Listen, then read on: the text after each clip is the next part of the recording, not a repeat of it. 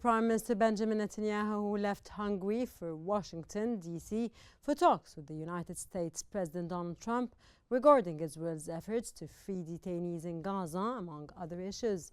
Netanyahu is expected to meet Trump on April the 7th. The discussions will also focus on U.S. tariffs, Israel-Turkey relations, Iran and Israel's opposition to the International Criminal Court. Trump invited Netanyahu during a phone call that took place on April the 3rd.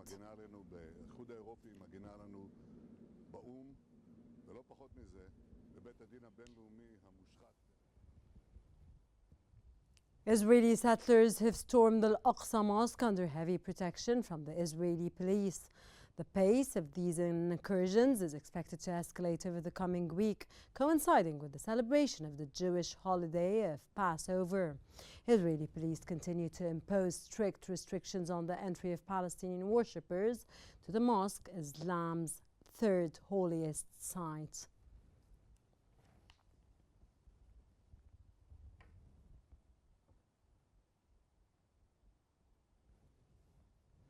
The health ministry in the Gaza Strip has reported that 602,000 children in Gaza were at risk of permanent paralysis and chronic disabilities unless they could receive the desperately needed vaccines.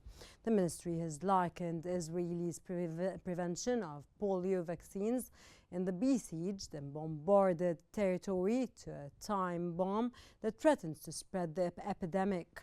It urged relevant health authorities to apply pressure on Israel to allow the entry of the polio vaccines. Palestine Red Crescent has called for accountability in the wake of recent attacks on medics, stating that evidence should not be required for justice.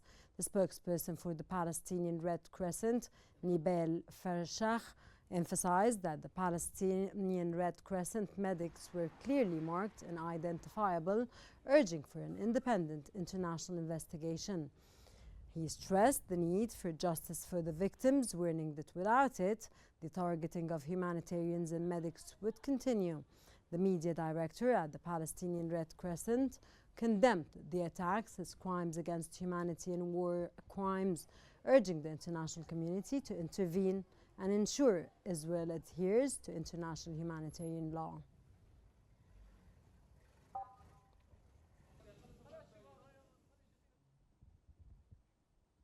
The United Nations Agency for Palestinian Refugees, UNRWA, has said it's been over a month since Israel banned the entry of crucial humanitarian aid deliveries into Gaza.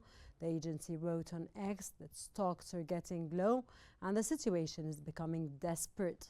It also stated that the siege must end and humanitarian aid must be allowed back in.